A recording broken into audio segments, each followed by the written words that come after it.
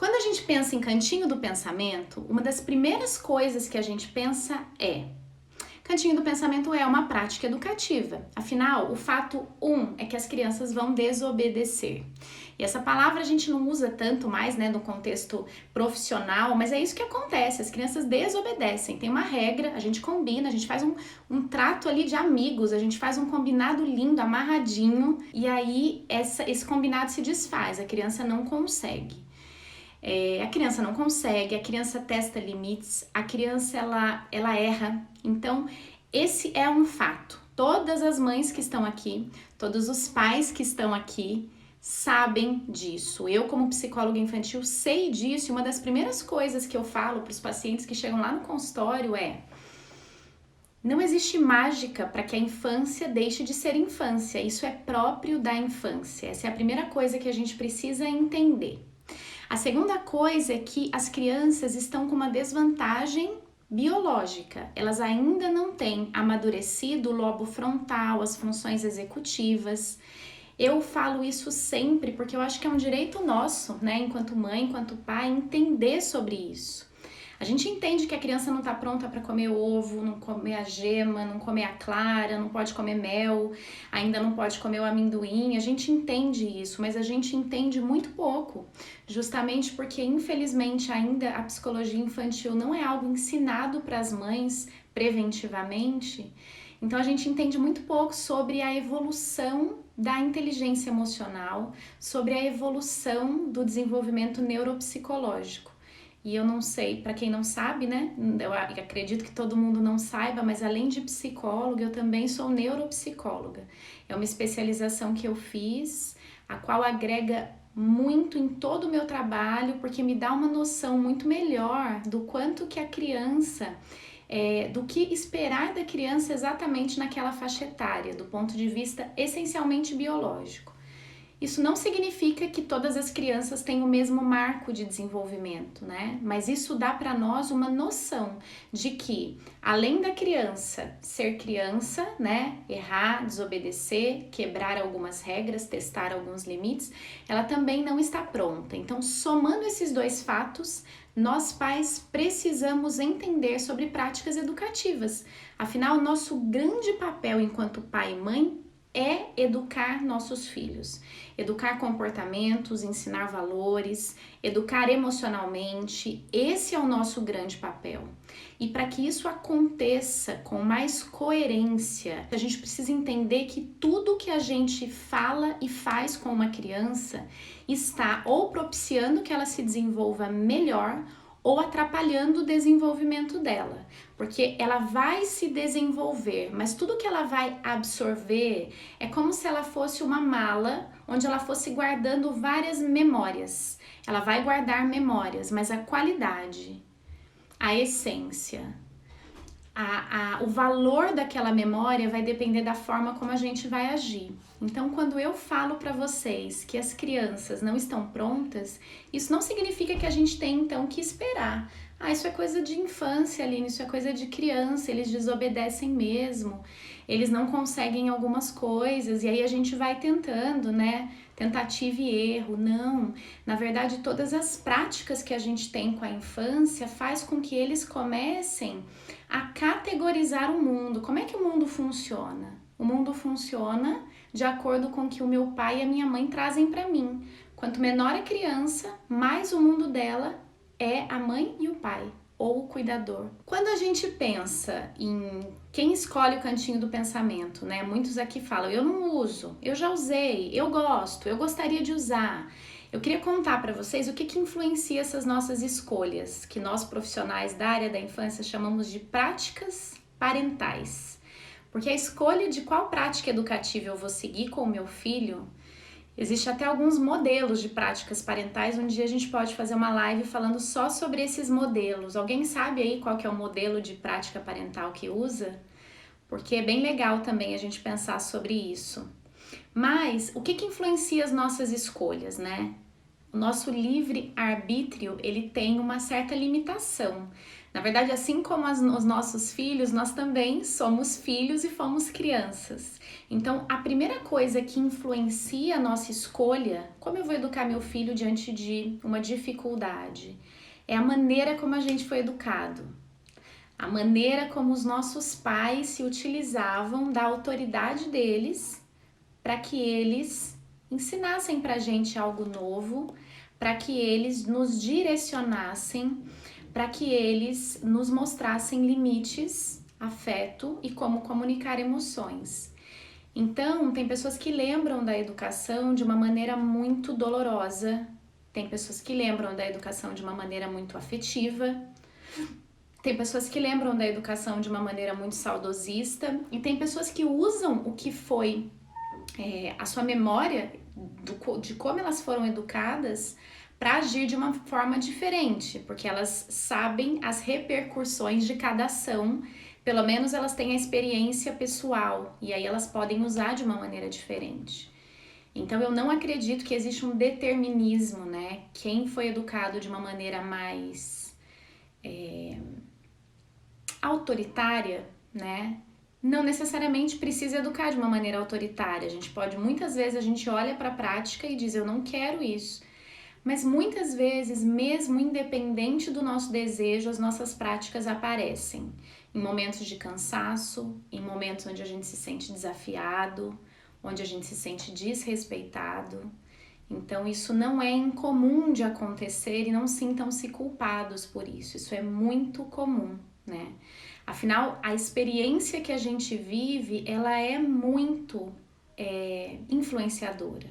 Eu não gosto da palavra determinante, afinal a gente conhece tantas e tantas histórias, né? E cada um, a gente vai falar das escolas, tá, Giane? Mas e cada um vive aquela história de uma maneira diferente. Então tem pessoas com histórias muito dolorosas e que conseguem usar o que fizeram com ela de uma maneira positiva diante da vida, e tem pessoas que têm histórias muito menos significativas de sofrimento e convertem isso de uma maneira muito intensa. Então isso é muito pessoal, mas a gente tem que saber que isso é uma das influências.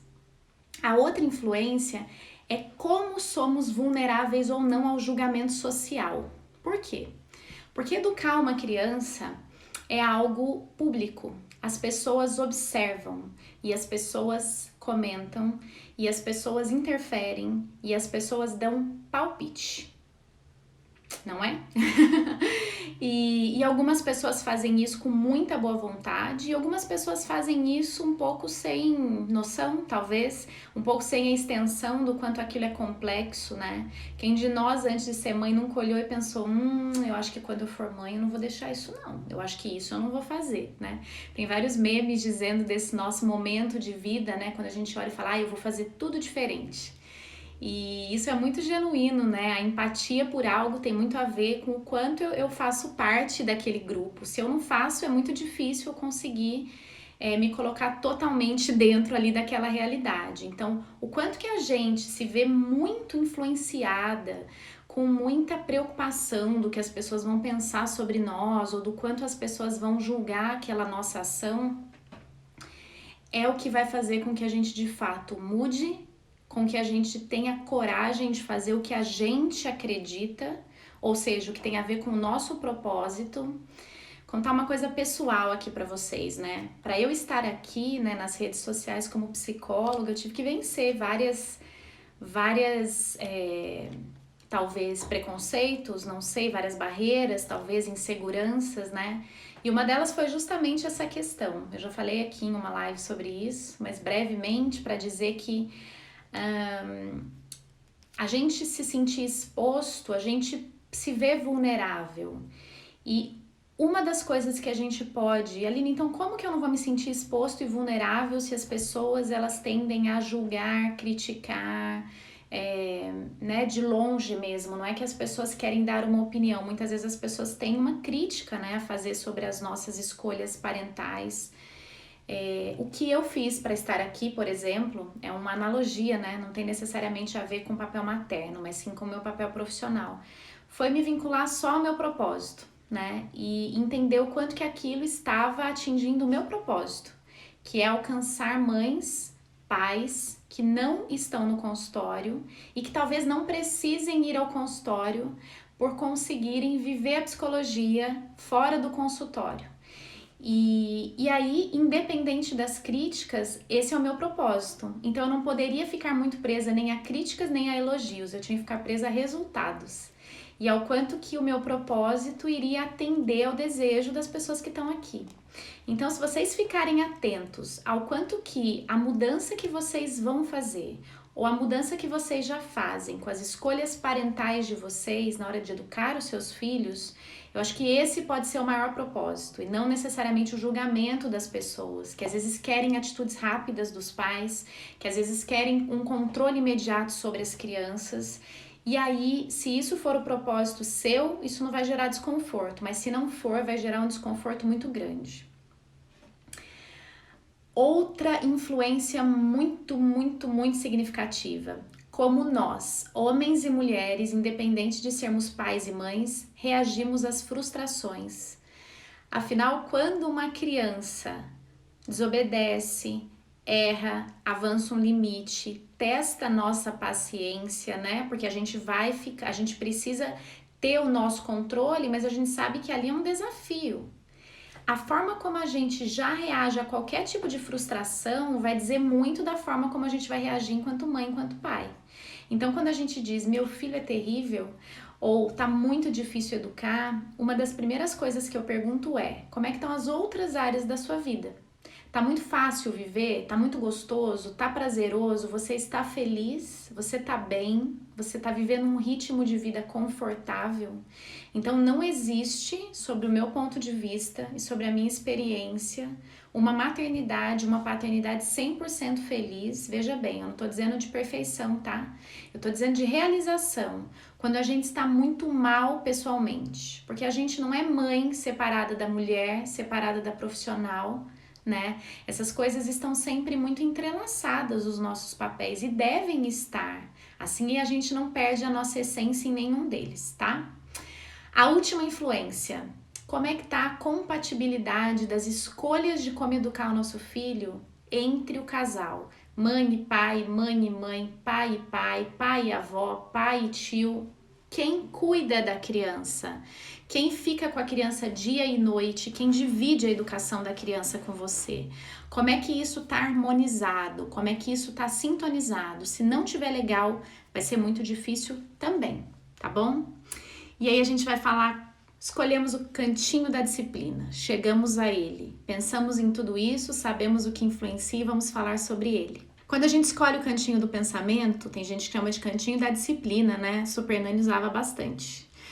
Tem escola que usa também o cantinho para pensar, é tudo a mesma coisa, gente. O nome não altera nada, é tudo a mesma coisa. Qual que é a nossa expectativa? Nossa expectativa é que a criança, vamos pensar que a criança empurrou o irmãozinho, ou que a criança quebrou o brinquedo do amigo, ou que a criança jogou o tablet no chão, sei lá, tô pensando em algo mais sério, mas vamos pensar que aconteceu alguma coisa assim. A gente coloca a criança no cantinho do pensamento, né? A expectativa é que a criança vai pensar, que ela vai refletir, que ela vai elaborar, que ela vai se arrepender, que ela vai dizer, nossa, empurrei o meu irmão, que coisa feia, que coisa ruim, né? Podia ter conversado, podia ter feito algo mais maduro, podia ter feito algo mais tranquilo, algo mais respeitável. Essa é a nossa expectativa. Ou, no mínimo, poxa, eu tô aqui porque eu empurrei, né? Se eu não tivesse empurrado, eu não ia estar aqui, ia ser mais legal. Mas sabe o que acontece? A realidade é que a criança vai para esse cantinho pensar, né? Aquela mesma criança do começo da live, que é uma criança que ainda não consegue controlar suas funções executivas como pensamento, elaboração, planejamento, execução, controle inibitório, né? Controle inibitório é parar alguma coisa muito gostosa, controlar, né? Agora não é hora mais disso, eu vou parar. A criança não tem isso amadurecido, então ela pouco vai conseguir, umas mais, umas menos, mas ela pouco vai conseguir. E aí a criança no cantinho do pensamento, ela tem duas grandes posturas, né? A criança que é mais introvertida, que é mais insegura, ela geralmente vai ficar muito triste. Ela vai ficar triste e ela vai se sentir culpada. É uma criança que muitas vezes vai ser controlada pela culpa. Mãe, você tá triste comigo? Eu não queria te deixar triste, mãe. Ou a criança que é uma criança mais segura, que é uma criança que tem uma autoestima e uma autoconfiança já mais elaborada, ela vai pensar assim, que raiva da minha mãe não entende nada. Por quê? Porque ela acabou de fazer algo que ela também não gostaria, né? Ela sabe disso, e ela está num lugar sozinha, obrigada a estar ali. A realidade é que a criança começa a se sentir nesse cantinho do pensamento, né? Você vai ficar pensando lá no cantinho. E ainda tem profissionais que falam assim: ai, ai, ai, não tô falando contra, não, tá? É a minha opinião. Eu tô aqui pra dizer a minha opinião. 3 anos, 3 minutos. 5 anos, 5 minutos. 5 minutos do que, gente? O que uma criança de 5 anos vai ficar 5 minutos pensando sozinha, sem nenhum tipo de condição, de direcionamento? A criança não pensa nessa hora o que ela deveria ou poderia pensar. Essa é uma expectativa irreal. Porque o que acontece é que a criança vai se sentir sozinha. A criança vai se sentir que quando ela erra, ela é punida. Porque é uma punição, se eu tenho que ficar sozinha. Não é que eu quero, mamãe, eu tô com raiva, vou ficar só. Não é isso não, você tem que ficar lá. Então, assim, é uma punição. Não deixa de ser uma espécie de castigo. Você fez isso, então você recebe isso. Porque qual é a consequência para ficar sozinho? Ela tava com os primos empurrando e você chamou ela e disse, filho, você vai ficar aqui até você se acalmar. Isso não é cantinho do pensamento. Né? Cantinho do pensamento é para a criança pensar no que ela fez. Então a criança não pensa no que ela fez sozinha. Sozinha ela vai entender, e dentro do cantinho do pensamento ela vai entender que quando ela errar, os pais não vão estar ao lado. Que errar é uma coisa inaceitável. Que pensar é um castigo. E aí a gente cresce pessoas sem criatividade, sem paciência, sem tolerância de pensar sobre algo. A gente quer sempre uma solução muito imediatista, né? Porque se a gente quer que o outro pense e aquilo se resolva sem o nosso envolvimento, a gente quer imediatismo total. Então, o cantinho do pensamento, ele faz tudo isso com a criança. E ele tira muitas vezes dos pais a noção de não tô castigando, não tô batendo, não tô gritando, só tô colocando no cantinho do pensamento, né? Tanto é que tem escolas que chamam cantinho do pensamento. Então, dentro desse esquema de cantinho do pensamento, é isso que a criança associa. E ainda tem mais, né? Se o cantinho do pensamento é feito no quarto, a criança ainda vai emparelhar o estímulo de que o quarto é um lugar de solidão e de castigo. E aí a gente pergunta assim, poxa, meu filho começou a vir dormir comigo, eu não sei por quê. Pensem sobre isso, tá? Porque essa história de pensar sozinho, sentado num banquinho, é castigo. É um tipo de castigo, né? E o castigo, ele faz com que a gente se sinta castigado. E o que a gente quer diante de práticas educativas? A gente quer controlar um comportamento ou a gente quer ensinar? Porque assim, quando a gente quer controlar um comportamento, a gente age antes do comportamento acontecer. E ele pode ser necessário. O meu filho vai bater, eu impeço, eu seguro ele fisicamente, eu impeço. Ou eu tiro ele do ambiente. Aí sim eu tô educando. Mas se já aconteceu, eu vou castigá-lo para que ele entenda que ele tem que se comportar melhor. Não faz sentido nenhum, né? O cantinho do pensamento, o cantinho, essa ideia de associar, que pensar sobre o que você fez é algo que vai corrigir o seu comportamento, é uma associação falsa. Ele vai trazer culpa, ele vai trazer ressentimento, ele pode trazer raiva, ele pode trazer tristeza, mas ele não ensina nada, né? Se a criança for mais velha, ela vai pro quarto pensar e ela volta e diz, mamãe, pensei, não gostaria de fazer isso. Ok, mas você obrigar uma criança pequena, de menos de 10 anos, a ficar sentada, pensando no erro que ela cometeu, não ensina. Isso é uma punição. E por que é uma punição? Primeiro que não está associado com nenhum tipo de ação, né? Então empurrou o amigo, cantinho do pensamento. Quebrou um brinquedo, cantinho do pensamento. Não desligou a TV na hora, cantinho do pensamento. Não guardou o brinquedo na caixa, cantinho do pensamento. Tudo que a gente generaliza como consequência, gente, não é uma consequência que ensina. É uma consequência que controla. Então a criança pode ficar com medo até, eu odeio aquele cantinho do pensamento, que saco. Então não vou mais deixar meu brinquedo fora do lugar, né? Mas ela não tá aprendendo que ela tem que guardar o brinquedo, por que que ela tem que guardar o brinquedo, qual é o tipo de relação que ela precisa ter de autoridade dentro da família, qual é o tipo de responsabilidade que ela tem que ter sobre os atos dela. Então, se eu não guardo, eu não brinco. Se eu não arrumo, eu não posso pegar. Se eu empurro, eu não posso ficar perto. Isso sim faria sentido. Então, as práticas educativas, elas ensinam um novo comportamento. Todas as vezes que vocês forem escolher uma atitude, se elas forem ensinar um novo comportamento, né? A gente muitas vezes ensina pensando no que a gente deveria, pensando no que a gente tem que corrigir. E esse é um erro fundamental para nós pais. Por quê? Porque isso faz com que a gente fique muito mais atento ao que a criança não consegue ainda do que ao que a criança já consegue. E me digam vocês que são mamães, que são papais, que são profissionais, em que momento vocês se sentem mais motivados? Quando alguém elogia, reforça, valoriza o que vocês já têm de bom, ou quando alguém mostra exatamente o que você ainda não conseguiu em seguidas vezes, né? A pessoa tá super atenta ao que você não está conseguindo ainda e ela ilumina aquilo. A impressão que a gente vai ficar é que a gente não é capaz. Então a criança, ela vai guardando rótulos dentro dela de que ela é uma criança que não é capaz, de que ela não consegue, de que ela não obedece, de que ela não cumpre, de que ela não é boa o suficiente.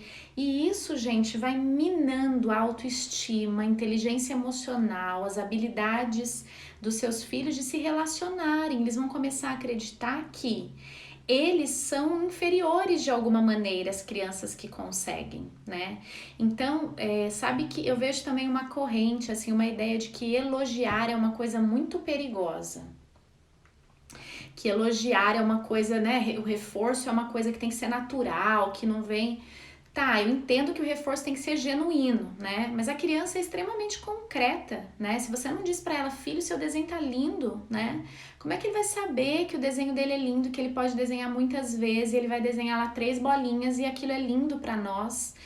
Então eu acho muito importante a gente se comparar muitas vezes com a infância, né? Entender como é que a gente se sente, né? Quando alguém comenta de algo bom que você faz, de algo positivo, quando alguém fala sobre um acerto que você teve, ou quando alguém presta atenção nas suas qualidades, o quanto que aquilo te motiva a ser melhor, a fazer mais, o quanto aquilo te motiva para você se empenhar e ainda assim superar aquilo, né? Essa falsa ideia de que se a gente elogia muito, se a gente engrandece muito a criança, que ela não vai ficar atenta ou que ela vai ficar viciada em elogio, né? Eu acho isso complicado, muito complicado, de verdade.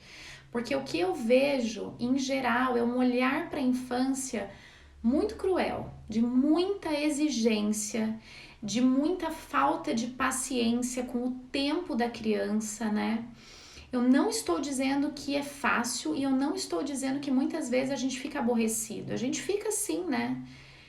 Mas eu imagino que a gente tenha que entender como lidar com aquela nossa emoção, né? É fácil a gente transferir a culpa para qualquer outra pessoa, né? Para a criança é muito mais, porque a criança, ela durante o dia, ela tem vários processos de erro, porque ela está em aquisição. E quando a gente olha para os nossos processos, enquanto pai, mãe, homem, mulher, a gente também comete diversos equívocos, a gente também poderia se desempenhar melhor em muitas coisas, né? Então eu acho que ser tolerante, compreensivo com o tempo das crianças também tem muito a ver com a nossa tolerância em relação a erros. A cultura japonesa tem uma prática que eu acho fenomenal, assim, pra gente falar nesse momento, para ficar bem visual para vocês, antes de eu falar sobre as 5 estratégias que eu separei para vocês abandonarem a ideia do cantinho do pensamento, para quem concorda e para quem se sente à vontade com essas análises todas e assumirem práticas mais educativas e menos punitivas, né? Mas a cultura japonesa, eles têm uma prática onde eles, em cima de objetos, vasos e adereços que se quebram, eles não jogam fora aquilo, eles não descartam, eles colam os pedaços e aquilo tem um significado muito bonito, né? De que aquele objeto tem história e de que mesmo apesar daquele tropeço e de que apesar daquela rachadura, ele voltou a se unir e ele é muito valioso, né? Então são vasos todos assim cheios de quebradinhos, assim, todos cheios de rachaduras que simbolizam o quanto que a imperfeição também é bela, né? Depois do imperfeito a gente se aprimora. E aquilo ainda é imperfeito e aquilo ainda pode ser aprimorado. E tudo bem, né? Eu acho que quando a gente entende que todos nós estamos vivendo isso, a culpa em errar enquanto mãe, enquanto pai diminui. A exigência em acertar socialmente diminui, a exigência interna de conseguir ter uma criança bem educada diminui, né? Eu acho que aquela frase, nossa, que criança mal educada, né? É cruel. Às vezes a criança tá com alguma dificuldade, tá sofrendo, tá querendo demonstrar alguma necessidade não atendida, não está conseguindo ainda nomear alguma emoção. Os pais não estão conseguindo manejar algum comportamento, né?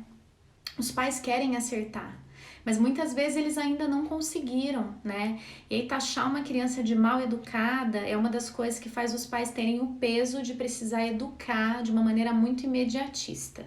Bom, vamos às estratégias então de hoje. Seguinte, a primeira estratégia, primeira, essa é a mais importante.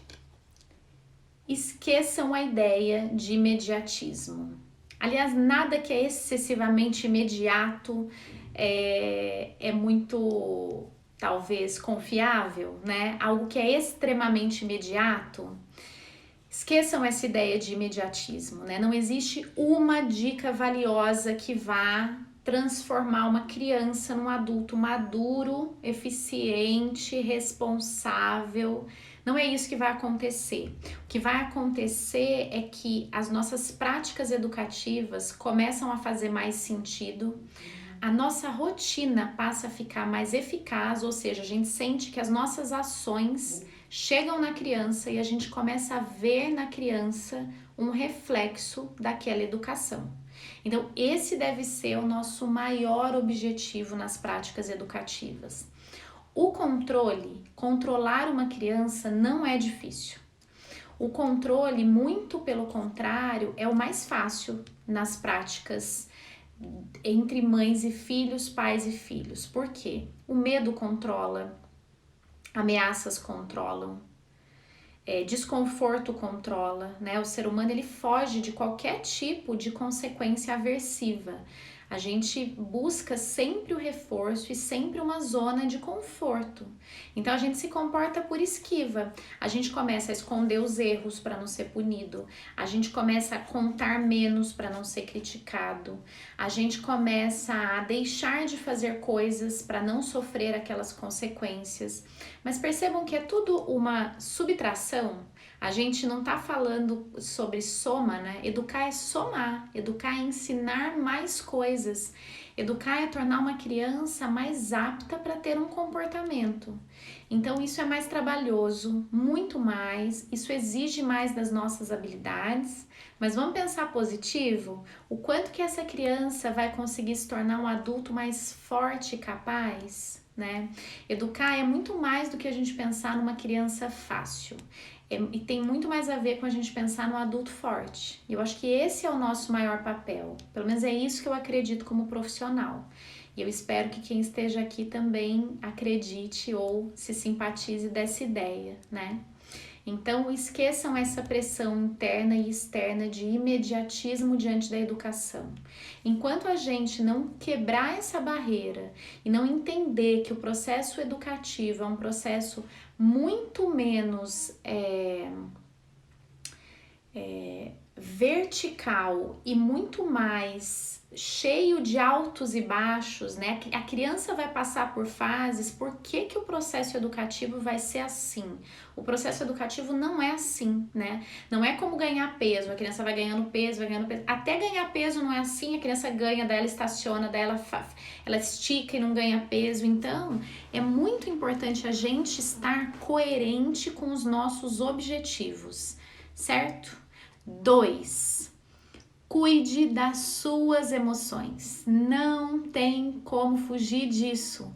Não tem como a gente conseguir entregar para o nosso filho coerência, paciência, autocontrole, né? Se a gente se sente excessivamente sobrecarregada, excessivamente cansada e uma outra coisa, excessivamente inseguro. Por isso que eu falo tanto, convido tanto e fico tão feliz de vocês estarem aqui, porque não deixa de ser um espaço terapêutico no sentido da gente pensar juntos sobre a educação, no sentido da gente sair com uma estratégia extremamente prática. Bom, eu refleti, e aí como eu faço isso na prática? O que eu posso fazer, né? Eu posso me cuidar mais, eu posso dormir melhor, eu posso também olhar para as minhas necessidades, explicar para o meu filho qual é a minha necessidade também. Hoje uma mãe perguntou assim para mim, como é que eu ensino meu filho a ter um pouco mais de paciência, né? E eu acho que a gente ensina os filhos a terem paciência também fazendo com que eles saibam entender que o mundo, apesar deles serem um grande amor na nossa vida, o nosso mundo não pode girar ao redor só do mundo deles. Eles precisam entender aos pouquinhos, né? Enquanto eles são recém-nascidos, isso não é possível, não é a hora. Eles vão crescendo, é importante que eles entendam que o mundo deles gira em torno deles, mas que o nosso mundo também gira em torno das nossas necessidades, né? E a gente não vai ser uma mãe pior, muito pelo contrário, a gente vai ser uma mãe muito mais leve, porque a gente vai ter as nossas necessidades também atendidas, e isso é muito importante. E dificilmente alguém chega pra gente e diz, você tá precisando descansar, você tá precisando se cuidar, você tá precisando fazer alguma coisa só por você. A gente vai abraçando, tanto as mães quanto os pais, a gente vai abraçando tantas coisas e muitas vezes a gente faz as coisas de uma maneira tão eficaz e aí não parece que a gente não tá dando conta. Então não dar conta não é só quando a gente começa a falhar, não dar conta é quando a gente tá triste. É quando a gente não está se sentindo disposta, é quando a gente não está se sentindo realizada. Então isso é muito importante. E gente, eu não tô falando de ter dinheiro, de viajar, eu tô falando sobre pequenos ajustes. Eu lembro de um caso no consultório, onde eu atendia uma família eram 4 filhos, né? E aí numa sessão com a mãe, ela começou a chorar muito e disse para mim que ela estava se sentindo muito sobrecarregada.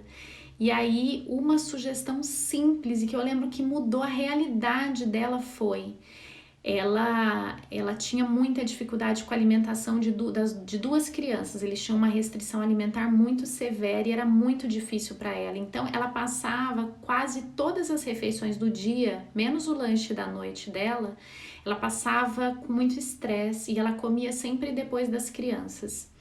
E aí a gente entendeu que aquilo ali para ela era algo muito penoso, porque para ela comer antes ela se sentia muito culpada. E para ela comer depois, ela se sentia muito estressada o tempo inteiro. E aí a gente chegou à conclusão que, quando a gente está no avião, e a aeromoça faz aqueles sinais todos, ensina que primeiro a gente, em caso de alguma emergência, por que a gente coloca a máscara primeiro na gente, para depois colocar na criança ou em alguém que tem menos capacidade? Porque a gente precisa estar bem. Se a gente não é fonte suficiente para alimentar o outro, né? Se a gente está ali na reserva ou praticamente esgotado, a gente não vai conseguir ajudar. E aí a prática que a gente fez com essa mãe foi, ela precisava se alimentar antes das crianças. Ela tinha 4 filhos, 2 com restrição, e ela passou a fazer todas as refeições antes das crianças. E as crianças entenderam essa necessidade dela, o marido entendeu essa necessidade dela, então muitas vezes eles jantavam primeiro. E aí, olha que coisa simples, né? Ou tomavam café da manhã primeiro.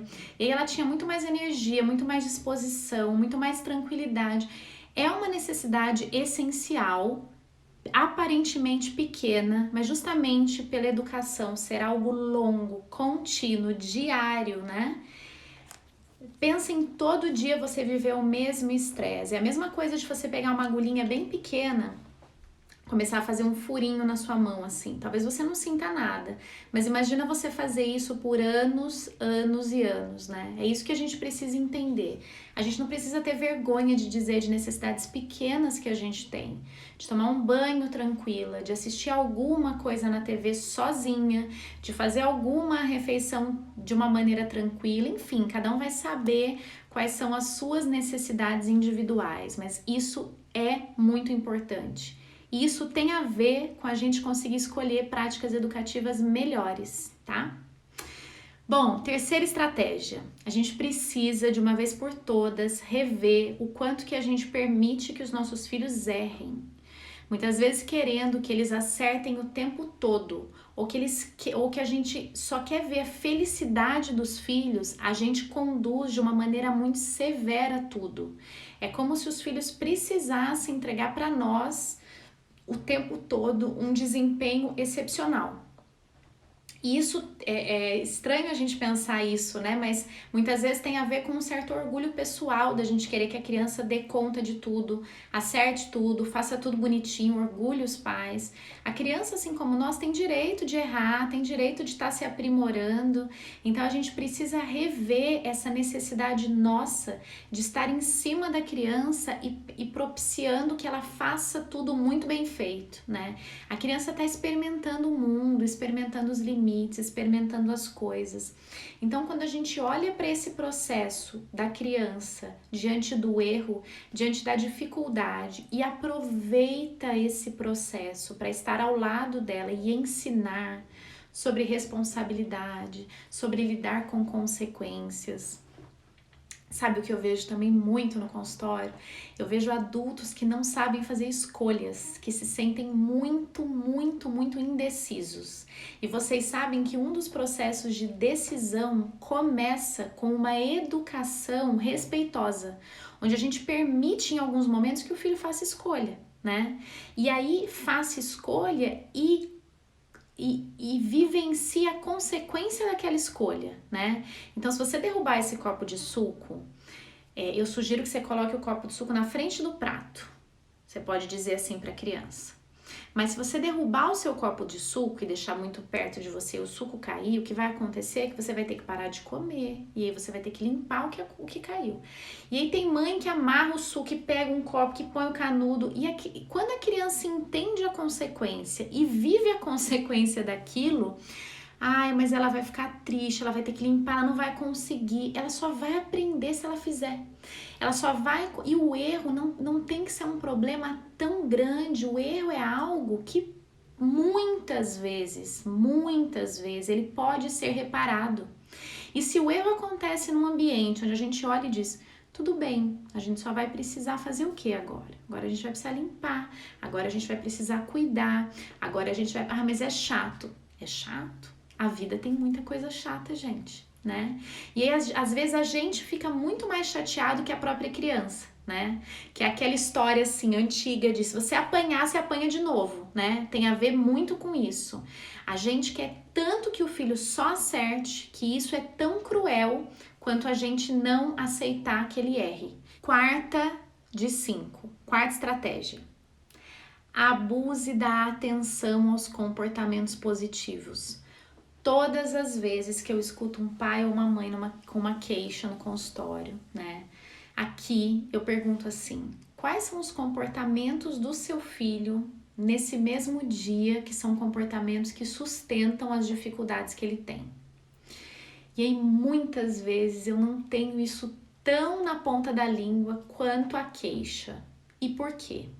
Porque a gente está muito acostumado a pensar que eu sou mãe, eu sou pai, eu tenho que educar, eu sou responsável. Então a gente fica, primeiro, geralmente sobrecarregado.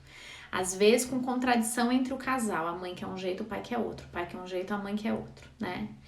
E aí a gente fica de olho no que tá saindo errado. Então se tá tudo bem, eu fico controlando outras coisas, mas eu não dou tanta atenção para quando está tudo bem. Eu vou dar atenção quando alguma coisa dá errado.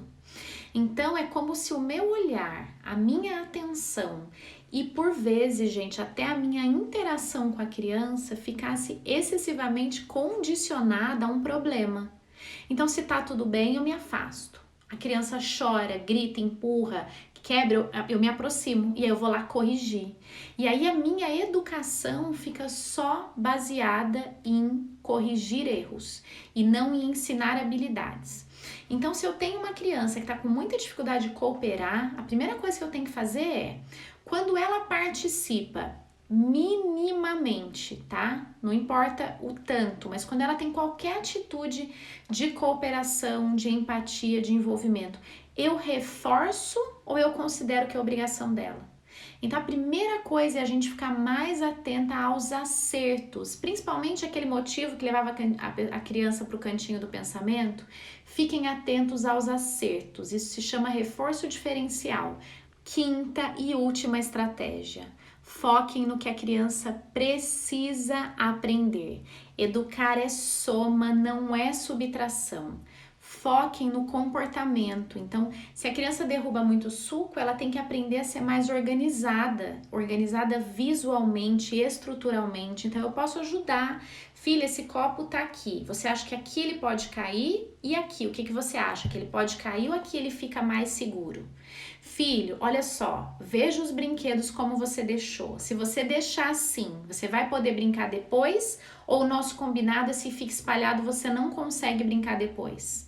Então a gente pode e deve fazer esse caminho com a criança para ela conseguir treinar a habilidade que ela não está conseguindo atingir. Comportamento a gente adquire com treino e treino exige repetição. Então, quando a gente pensa que é muito repetitivo, Aline, eu tô falando tantas vezes, então tá no caminho certo. A gente precisa falar várias vezes. É diferente da nossa fala não ter nenhum impacto. E aí a gente fala sozinho. E aí a gente fala sem nenhum resultado. Mas a nossa fala condicionada para prática, isso sim é educar uma criança. Certo, meninos e meninas? É isso sobre o cantinho do pensamento, né? Esse é o meu pensamento sobre ele. Isso é o que a análise do comportamento diz sobre a ideia da gente associar correção de erros com pensar, ficar parado com um momento de você aprender alguma coisa. Isso é o que a análise do comportamento entende como, se eu preciso adicionar um novo comportamento, eu preciso estimular que aquele organismo se mexa na direção de um novo comportamento, né? Se eu causo medo, eu vou impedir que o ruim aconteça. Mas se eu causo motivação, engajamento e parceria, eu consigo que aquela criança abra os olhos, abra os ouvidos, abra o coração para ouvir o que eu tenho para oferecer, certo? Obrigada pela presença de cada um que tá aí, sintam-se abraçados.